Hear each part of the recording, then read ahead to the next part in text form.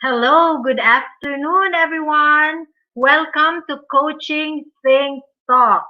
So I am Coach Marife Garfin from Life Coach Philippines, and this is Coaching for Overcoming.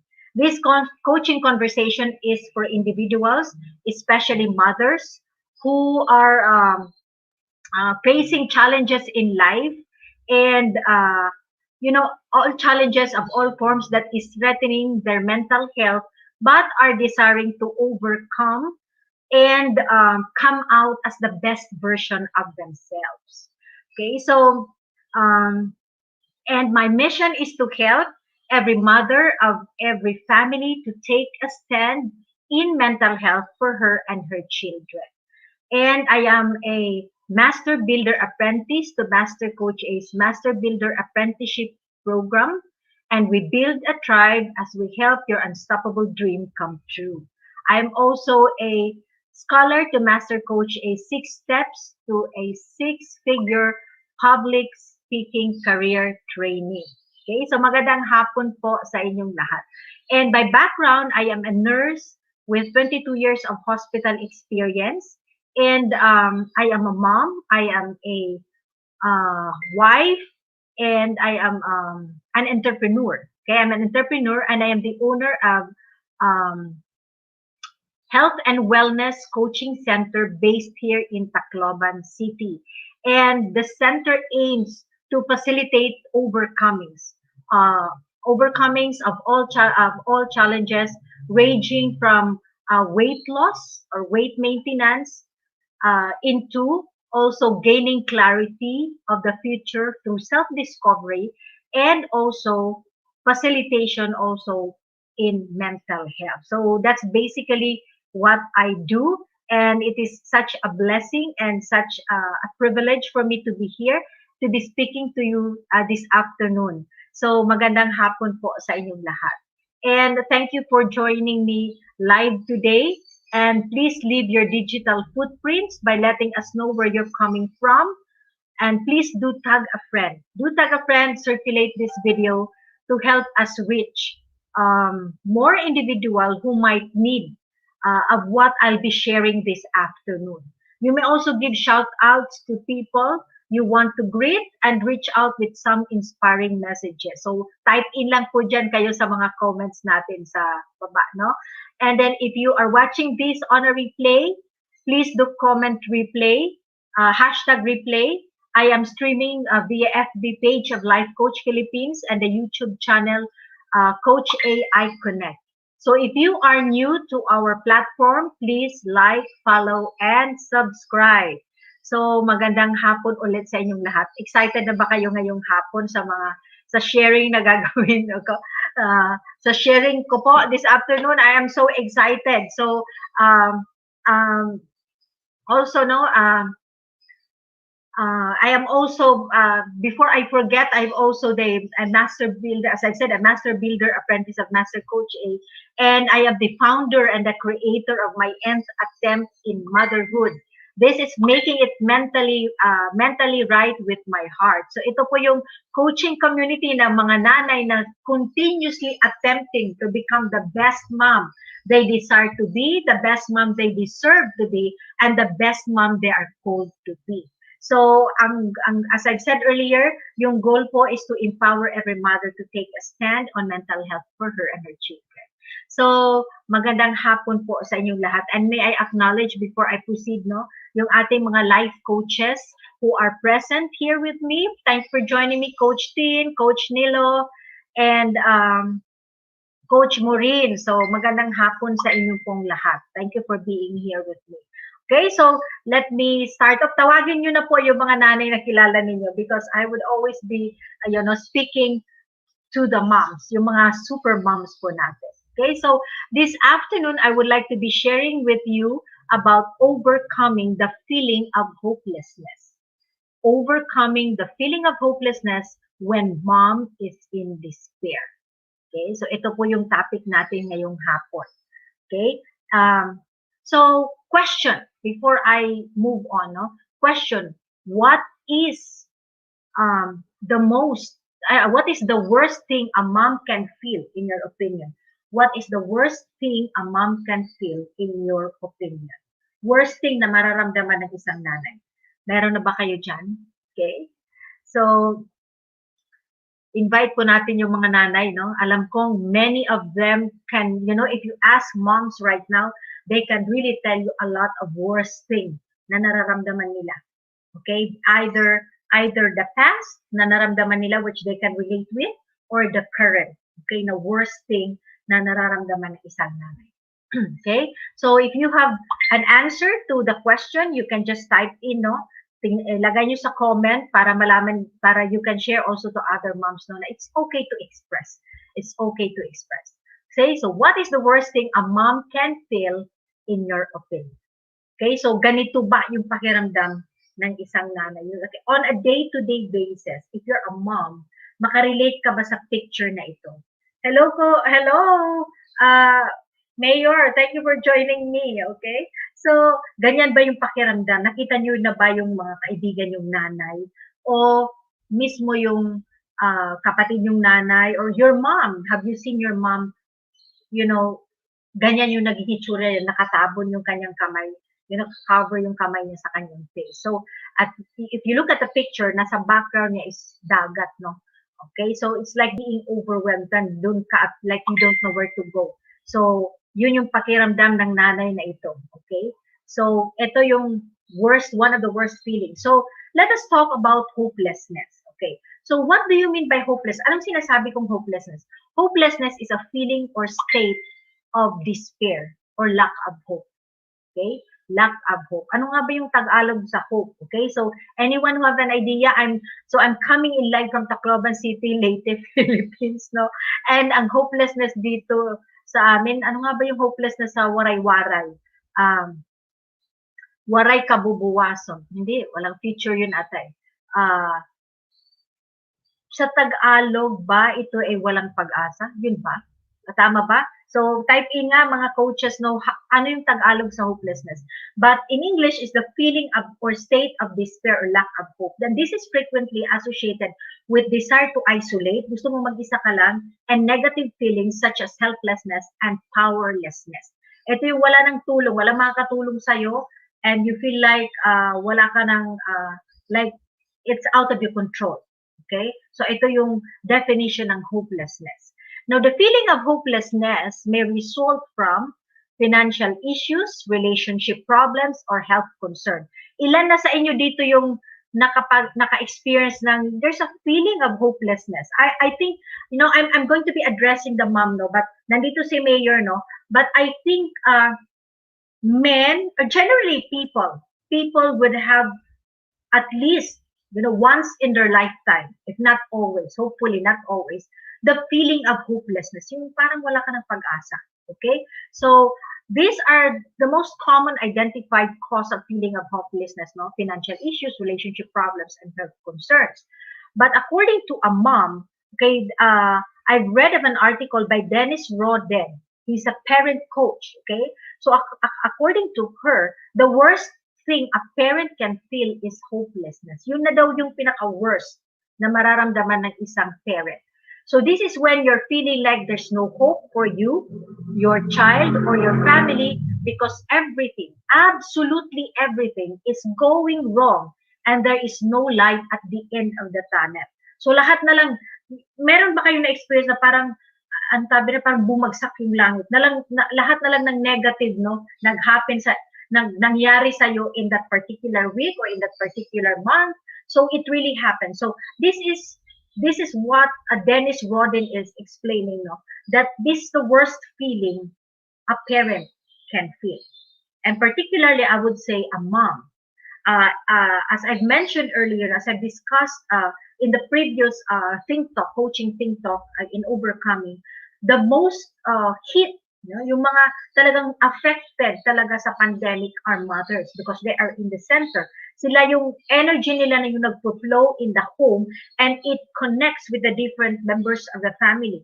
And so basically when everyone is adjusting, si mama ay nag-a-adjust, mom is also adjusting, but at the same time, mom is also, helping everyone in the family in the adjustment. So madali siyang ma-overwhelm. He's in the center of everything, no, in the family. So hopelessness can be worst, a worst feeling that a mom can feel. Okay. Now, there are many reasons actually. In the study in 2012, this was published. No, there are many threats to Filipino families, and this can be causes of feeling of hopelessness. Una is disintegration of family, substance abuse. If you know of a mother, no, na yung kanyang anak ay gumagamit ng bawal na gamot, okay? And many times na naparehab na niya yung anak niya, okay? But at the same time, babalik na naman. It's a cycle that happens usually in substance abuse, no? Mom would feel hopeless. Next, parental absenteeism can also be a cause. Isa siya sa mga threat to Filipino families because everybody is working nowadays. Lahat nagtatrabaho. Unlike before, no, during the baby boomers time, though marami na rin nagtatrabaho, marami pa rin noon yung talagang stay at home mom. Economic difficulty can make you feel hopeless. Lalo na ngayon if you lose a job because of this pandemic.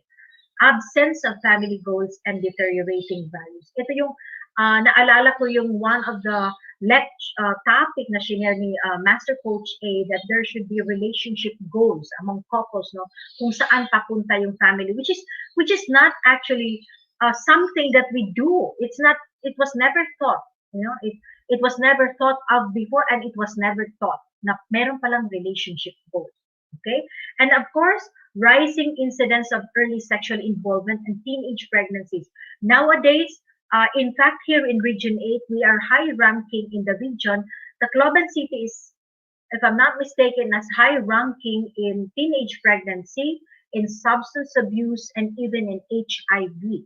So, talagang marami na yung, in terms of sexual involvement and teenage pregnancy, tumataas na po siya. And of course, this is a strong negative influence of media on the family. And all these things, itong mga threat na sinasabi dito sa study, no, these are kind of, they are like kakabit siya. I mean, they all are interconnected with each other because if there's disintegration in family, definitely one, there will be a susceptibility of a child to go into substance abuse. If there's parental absenteeism, there will be difficulty in connecting with the kids. So these are just threats, to Filipino families, and this can also be as a threat also to a mom to feel hopeless. So was there ever any time in your life when you feel really like you're hopeless, especially when you talk about rearing children?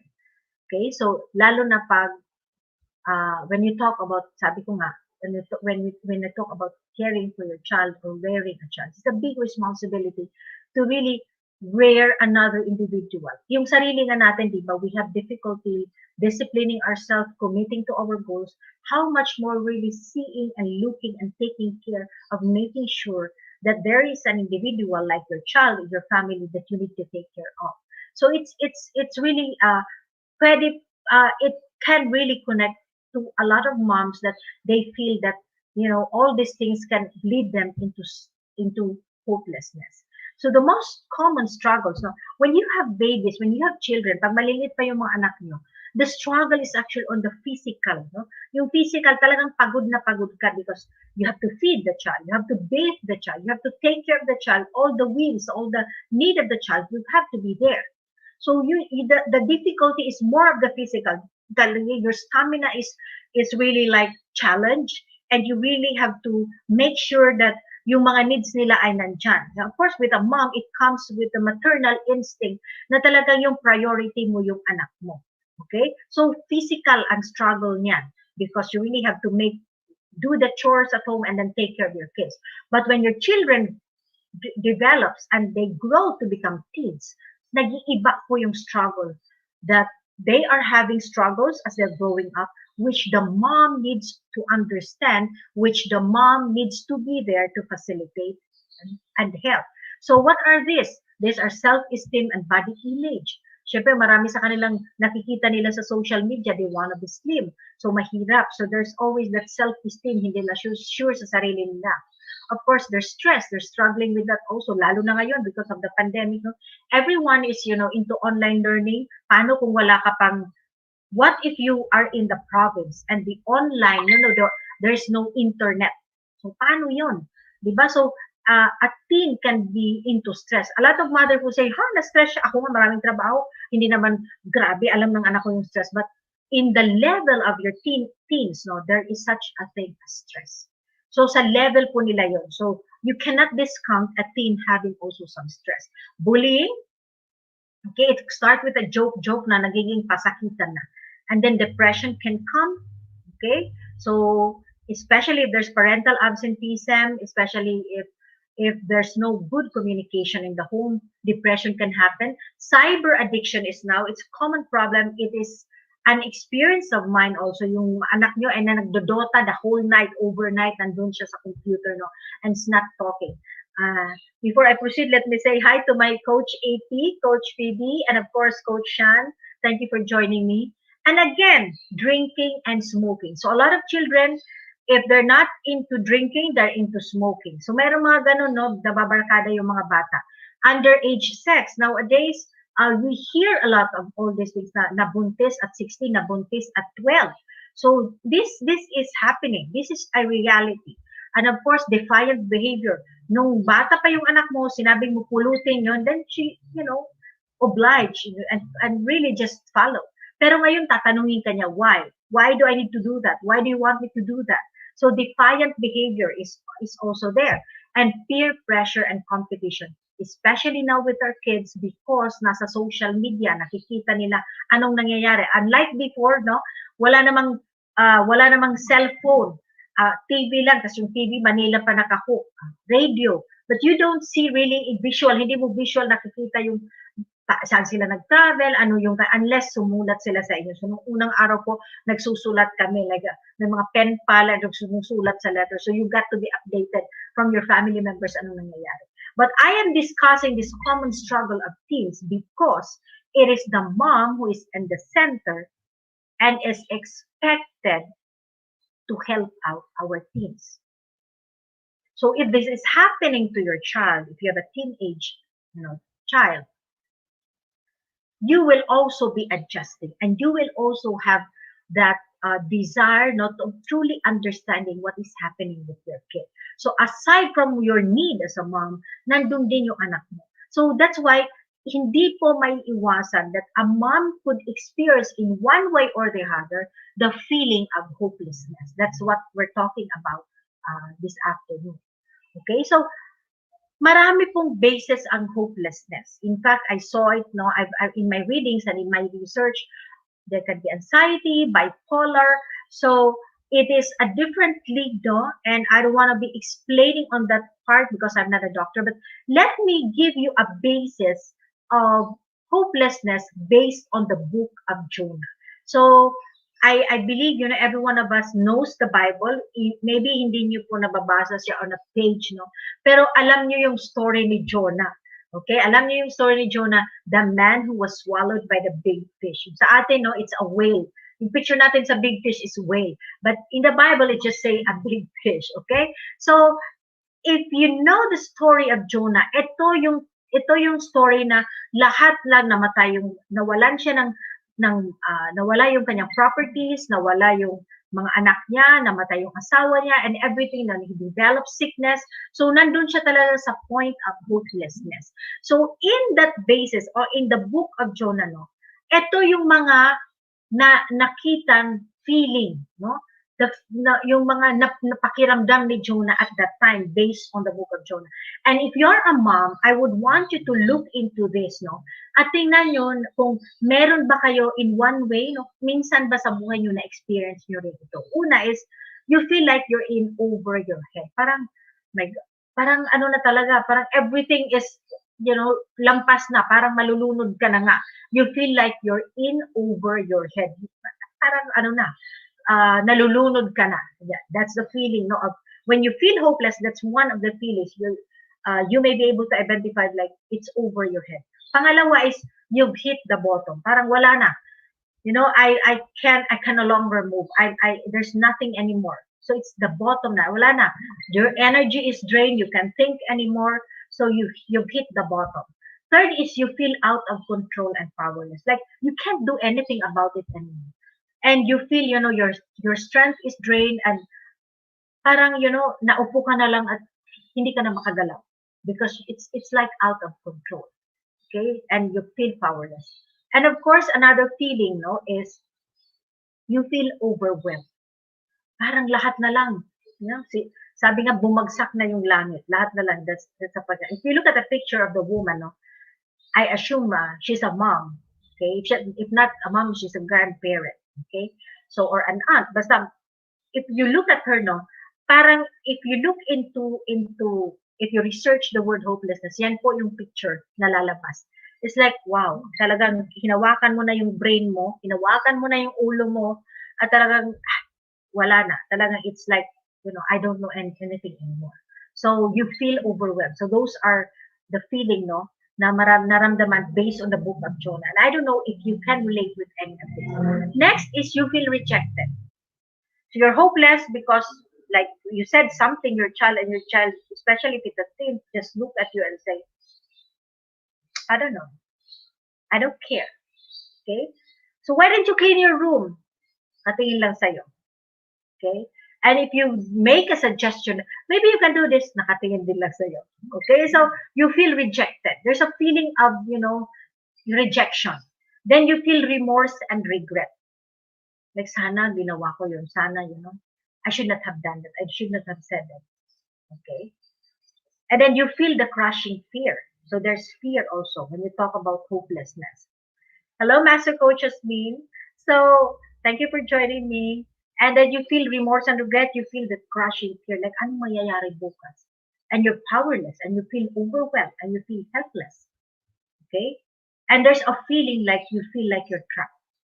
Yung talagang, sabi nga, yung expression nun is your back is in the wall. Parang wala ka nang pupuntahan. You're like na-trapped ka na. So you can't do anything anymore. So those are the biblical basis of hopelessness based in the book of Jonah. So if you're familiar with the story, he doesn't want to go to the place, pero he disobeyed God, so kaya pinapon siya sa dagat and he was inside the belly of the big fish. And so, have you ever, as a mom, grappling with a lot of things, like a lot of mothers would experience yung anak nila hindi umuuwi, nandun lang sa barkada nila. If not, the child would also be, nandun lang sila palagi sa computer shop, naglalaro. Or if your child is diagnosed with depression, I mean, how would you feel? How would you feel seeing your child doing nothing, and not just doing nothing, but it's like an aimless wonder. Hindi mo alam ano yung patutunguhan. And that would crush the soul and the spirit of a mom. Because basically, in the heart of a mom, our children's needs is at the forefront. So yung puso ng mom talaga will be crushed and hopelessness can easily come. Okay? So how can you get out from hopelessness? Paano ka makakalabas nun? I do remember during the time when when my kids were not yet, I was not really clear what was happening with them. I only see that there was kind of walang buhay. There was like lifeless eyes, ng mga anak ko. I came to a point really of really like overwhelmed and powerless and like I've hit the rock bottom. Na yung ginawa ko lang talaga is na maupo, umiyak, manalangin, at tanungin yung sarili ko anong gagawin ko. So it's real. It's real that it can happen to any mother and to anyone. Not particularly with the mother, specifically with the mother, but it can happen to anyone. But how much more to a mom? Okay? So how can you get out from hopelessness? Ano yung pwede mong gawin para makalabas ka sa feeling of hopelessness? Una, stop the inner talk. as a failure. Because when you feel hopeless, palagi mo sinasabi, eko kasi ganyan, you beat yourself. So a mom needs to understand, if you're a mom right now, and you can resonate with this talk, it won't do anything good. It will not change the situation. So stop the inner talk as a failure. Your mistake does not define you. So if ever you feel like ikaw yung may kasalanan, bakit nagkaganoon yung family mo o your anak mo? Stop the inner talk because that mistake does not define you. And I do remember in the last time I had a talk, I shared to you about the essence. So we have different identities and we change identities as we change season in our life. But your very core, your very essence where your God has created you is the one that you need to look into because yun po yung magdi-define sa inyo. It's not the one big time mistake. Yeah, you may be heartbroken. Yeah, you may feel, hopeless, helpless, and powerless. But that is just one part of it. It's not the whole of it. The second step so that you can get out from hopelessness is take a rest. Oftentimes than not, when we're so overwhelmed, it's easy to feel hopeless because stress can cover clarity. So yung pagod mo, yung na-stress out ka, it can cover. Hindi mo makikita yung what is the next step to take into. So maybe you can take a rest. Rest muna. Breathe in muna so that you can regain that clarity. Next is look for what you can learn. Okay? Ano nga ba? It happened. So itong nangyari, paano ako mag-grow dito? How can I learn from it? You have to remember, let not one mistake be conclusive. Hindi yung nagkamali yung anak mo, nagkamali yung isang tao, ganyan na talaga yung tingin mo. As I've said earlier, no, sa sinabi ko kanina, stop the inner talk. Your mistake does not define you. And the people around you, if they have committed mistake, if your child has committed a mistake, that mistake does not define your child. And so, let not one mistake be conclusive. Okay? Wag yung po yung judgment mo na at lahat ng tao ganyan kasi yan ang nangyari. So, look at what you can learn. Ano nga ba yung pwede kong ma-learn dito so that you'll get out from that hopelessness feeling. Then, be inspired by the negative feeling for a better plan. The fact that the fact that you were hurt, that means you cared.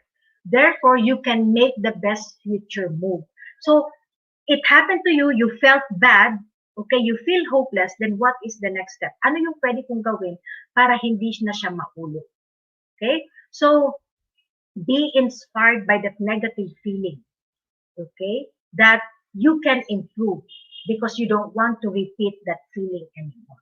And at this time, no, pwede kang gumawa ng mga step like to empower yourself, mag-aral ka, or you get an accountability partner, like a life coach where you can talk and yet you can be recalibrated, where you can see better of you because a life coach will always facilitate for you to see clarity.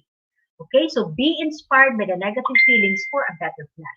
Fifth is let your failure be a way to teach your kids. So let your failure be a way to teach your kids. This is a time to walk the talk. So I do remember now when I was feeling like hopeless, I was beating myself, I feel guilty. I went into the room of my son. And prior to that, I've already asked for forgiveness. I went and talked to my son and I said, I'm really sorry for, na-overlook ko ang mga needs nila and I was really more into myself. So I went inside and I told my son, you know what, na all my mistakes pwede mong hindi siya maranasan. And then we had a lengthy conversation of I shared what I've learned from the mistakes that I got, from really being so engrossed with filling up myself because I had the need to find meaning for myself because of the past. So kinausap ko yung anak ko. And yung failure na yon that I have committed, I've settled it and I just, tried to do my very best in a daily basis how I can create, a way to compensate for the things that I made a mistake from of the past. So let this failure be a way for your son or your child to see you rising up again and growing up. Metamorphosis, sabi nga, sabi ni Coach Robert, metamorphosis, nag-iba ka, nagbago ka, and you grow. At makikita ng mga anak mo na this can be done, na nagawa mo nga, sila din, if they commit mistakes, they can also turn it to become a better step for them to become better people and better version of themselves. Okay, so hi Coach Candy and Coach Blazy. So thank you for joining me. So let your failure be a way to teach your kids. Next is to get out from hopelessness is do what you are good at. Do what you are good at. Your passion will yield a better outcome that will make you feel positive about you. So many times, meron tayong ginagawa and our heart is not into it. And so definitely yung output nun, hindi siya nakakatulog kasi hindi nga maganda, kasi hindi nga yung heart mo yung nandun. And it will, the more that you will beat yourself, if you see na yung ginawa mo hindi naman maganda, so the more you become hopeless. So do what you're good at para na-affirm mo yung sarili mo, na-confirm mo sa sarili mo that there's something that you're better, no? That there's hope. Okay, may pag-asa pa kasi nga nagawa mo ito. There's a positive output na nagawa mo. But you need to do, when you're feeling hopeless, do what you're good at. Saan ka magaling? Yun muna ang gawin. Seventh is accept that it is difficult. Your heart is hard. So don't compare yourself to other people because their heart is different from yours. Okay? So bakit yung iba, kaya naman nila, hindi naman sila nahirapan? Sila yun eh. So accept that it is difficult. That you are in a difficulty. Acceptance will allow you to move towards action. So the more that you deny, the more that you say, no, kaya ko pa naman. No, it's not, ano lang to. The more that you will have difficulty in moving forward. So the more na malulugmok ka sa feeling of hopelessness. So accept that it is difficult. Never compare yourself. Never compare yourself with other people na sabi mo, bakit kaya niya, ako hindi? Because your heart is your heart and their heart is their heart. So accept that it is difficult. Then 8, be aware that not all you see is not as is. So minsan tayo nakikita natin, oh, bakit ganun siya naman, kaya niya. Bakit yung mga anak niya ganyan? You don't know the story behind. So be aware that you do not know the real story. Minsan kino-compare natin yung sarili natin, like bakit yung anak nila honor yung sa akin hindi. Bakit very yung neat yung mga anak nila sa akin hindi. So you feel hopeless. You feel like you're not a good parent because you're not able to do what other mothers can do. Okay, but you're different. Okay, so be aware. There is always a story behind every scene. Okay? So, be aware that what you see is not as it is. Hindi yun talaga. There's always a story behind. And so, be aware of that. So, wag mong ibit ang sarili mo and you feel hopeless because you're comparing yourself with other moms. Next is sleep early if you must. Sleep early if you must. Extra rest gives extra energy. So, lalo na ngayon sa mga mothers na ang dami, there's module, there's virtual learning, and then if you're a working mom, ang daming webinars. So if you have the time, sleep early so that you wake up feeling good about yourself because yung body mo nakapag-reboot and it's generating for you a new level of energy. And so when your body feels good, you feel good, and whatever it is that yung tinulugan mo na you feel like hopeless, no? Pagkagising mo, rejuvenated yung katawan mo, you feel more hopeful than hopeless. Next is tear down perfectionism. Okay? Tear down perfectionism. It is not a virtue. Hindi po virtue yung perfectionism. And a lot of time you feel hopeless because we are into the perfection mode. Gusto natin ganito, walang talagang glitch. Everything should happen the way we see it. Everything should happen the way it's scheduled. But learn to face God humbly and say, Lord, I committed this. Ito yung ginawa ko. I made na overlook ko to, hindi ko natutukan to. Okay? Humility and obedience is still honored by God. It is honored by God. So it's very important na instead of keeping your pride because you're thinking you're keeping your dignity, tear that down. Because you know what? The greatest help in hopelessness is only when you come to God humbly, telling God that I can't do anything anymore. I just really need your help. I just really need. Okay, so those are the steps that you can do to get out from hopelessness. So if you're a mom, if you happen to see this video, if you're a mom that you're grappling so much with hopelessness, seeing your child waste away in substance abuse, waste away in depression, waste away in the computer shop doing all those, waste away from shifting from one course to the other, and you feel like there's nothing that is that's happening. I don't know what's going to happen with my child's future, and you're in the feeling you're very anxious, and that anxiousness will breathe out hopelessness. Try to look into these different steps, because as I've said, it is not the end of the life. Hanggang hindi po kayo tinatawag ni Lord, it's not the end of the life. There is always hope. Okay, so this is my favorite verse that I hold on to when I accepted the fact that when the doctor said that my child have depression, and I said, what happened? After all seeing myself of the many mistakes that I've made, the many neglect that I've done, I went humbly into the Lord and said, I can't do anything anymore. And this verse resonated with me, Proverbs 3, 5, and 6, and it's my favorite. Trust in the Lord with all your heart, and lean not unto your own understanding. In all your ways acknowledge Him, and He shall direct your path. At the end of the day, when you feel like your back is in the wall, there's no one to call on to.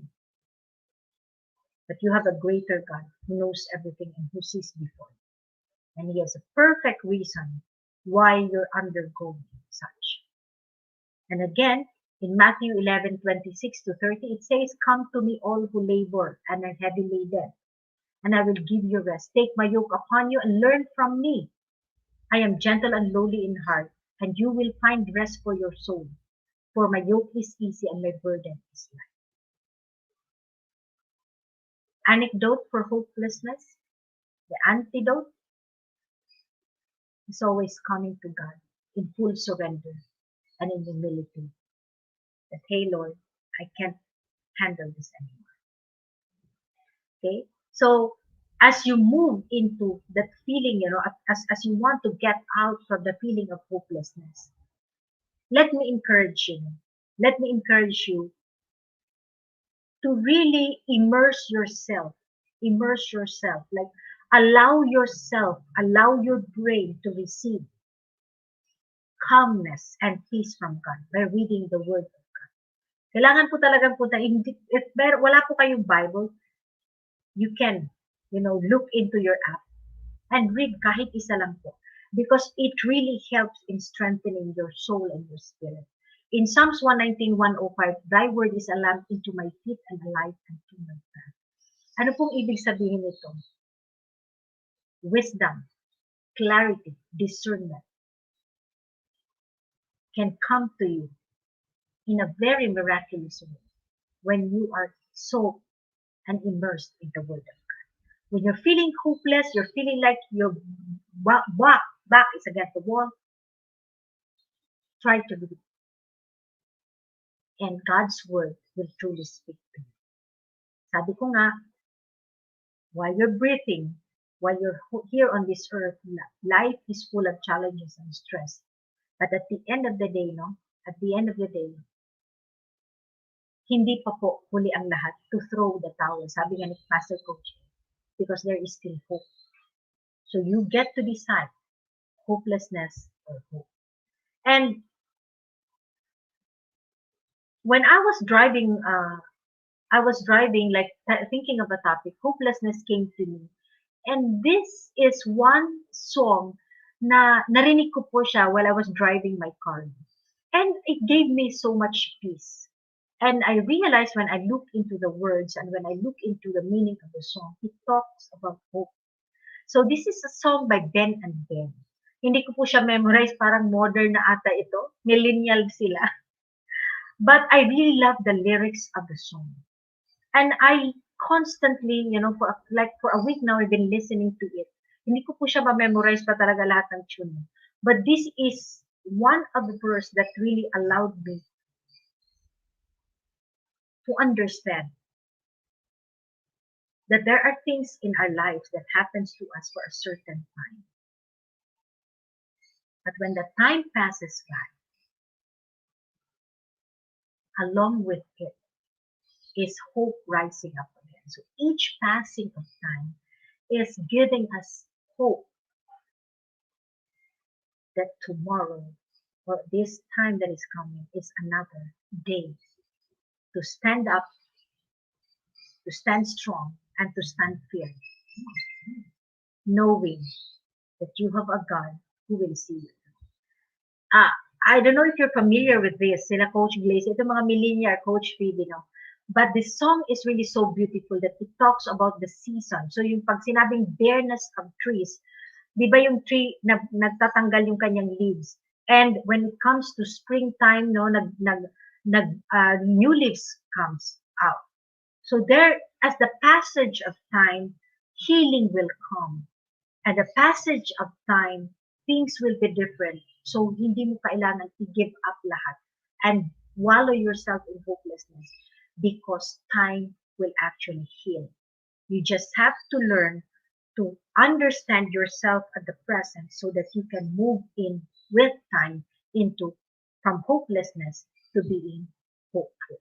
So, ito yung kanta nyo. Sabi dito, leaves will soon grow from the bareness of trees, and all will be all right in time. From waves overgrown come the calmest of seas, and all will be all right in time. Oh, you never really love someone until you learn to forgive. When you're feeling hopeless, face yourself, forgive yourself from the mistake, from whatever it is, from whatever failure that is running through your head. Forgive yourself. Stand up, come to God, ask for help, immerse in His Word.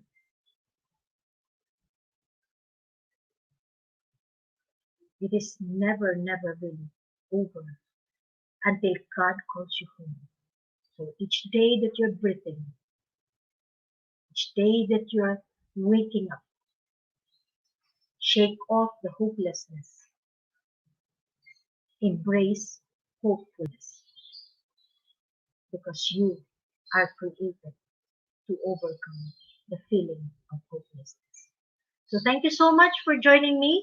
Leaves will soon grow from the bareness of trees, and all will be all right in time. From waves overgrown and the calmest of seas, and all will be all right in time. Oh, you never really love someone until you learn to forgive. Love yourself, forgive yourself, stand up, take up hope, because you are created to overcome. So thank you so much for joining me. And as I end, this conversation, let me invite you, okay, and be reminded, no, that uh, everything will be all right in God's perfect time, and there's always perfect time. Our lives is made up of season, and we move through different season. So whatever season you're in right now, and you're feeling hopeless, don't throw in the towel because everything will be all right in God's perfect time. You just have to anchor and be persistent, be consistent in prayer, in seeking God's wisdom, and in learning to empower yourself. Learn to empower yourself as you wait in God's perfect time. So if you want to have a deeper and meaningful conversation on the topic, no, or any topic that you want to talk with me, especially if you're a mom and you can connect with me, do PM or text me at 0995739846 and you can connect me, message me at my Facebook account, Marife Garpin, or email me at narsmarife.mg@gmail.com. We cannot do things on our own. We cannot isolate ourselves. We need people to help us breathe again, stand up again in hope. So let me invite you for every mom and dad. I know, sabi ko nga kanina, yung mga teens, no, they're grappling with so much changes with themselves. And so we have also to be there to facilitate that all through these changes and transition that's happening with them, we are there to simply support them. So if you are very interested, no, to really understand your kids, join me in What Matters. This is a coaching workshop on May 15. If you're from Tacloban City, this is a face-to-face at 2 p.m. at Health and Wellness Coaching Center, Arellano Street, Tacloban City. The registration is 2.5, but if you are coming in this week for registration, there is a discount of 1,500. So message me at 099573988463. Okay, so let's have that. Let's move and let's be empowered to really go through this one, no, so that we will not hindi po tayo mapunta doon sa feeling of hopelessness. Malalampasan po natin. And what matters is understanding your kids. Okay? So let me invite each and every one of you to be part of what we are doing as an organization of professional certified life coaches. Do join us for another coaching conversation later with Coach Marife for coaching for single living at 4 p.m. And of course, we have schedules daily po ito from 10 a.m., 2 p.m. and at 4 p.m. So tingnan lang po ninyo sa Life Coach Philippines, Coaching Think Talk, nandun po yung ating mga schedule. So I would like also to invite everyone to Passion Overhaul tonight, Passion Overhaul Night. This is on May 8th, 7 p.m. via Zoom. So start now and scale later. So if you're an entrepreneur, maybe you're interested, okay, if you're trying to find yourself, do join us. So connect with me, or you may RSVP to 0917-586-1661. So this is an exciting learning again this coming Saturday with Master Coach A. And when it's Master Coach A, learning is overflowing. Okay, and then of course, let me invite you to live smarter with Be Learning e-card by Decaf Coffee Republic. So this is really like leveling up yourself with learning. And if you want details, what is this Be Learning e-card? And if you're interested, connect with me at 099573988463 or with Coach Rizel at 0917-586-1661. So this is exciting because the first class will be happening this May 15, and Master Coach is going to be talking to us about the mental models. And it's really exciting, especially if you're a mother and you want to understand what's happening in the mind of your child. Connect with me and let us go through this learning session together. Okay, so let me also invite you to Master Coach A's co-actively co-create a life coach certification program. This is a comprehensive approach to learning and mastering life coaching as an active process of creating a new path to achieving results in life. So that access is inevitable in every coaching relationship. And this is really a superb training. Okay, so it includes a 21-day web learning, a 3-day live coaching bootcamp, and a 3-day live business bootcamp with senior coaching team. So very exciting po ito.